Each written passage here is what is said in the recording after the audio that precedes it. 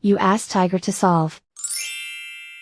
This deals with linear equations with one unknown. The final result is x equals 2.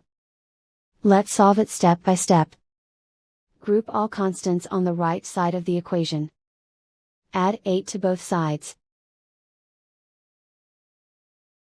Simplify the arithmetic.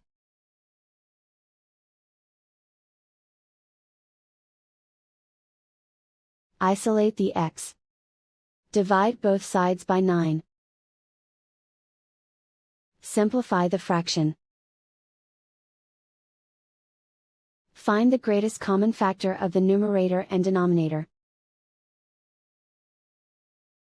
Factor out and cancel the greatest common factor. And so the final result is x equals 2.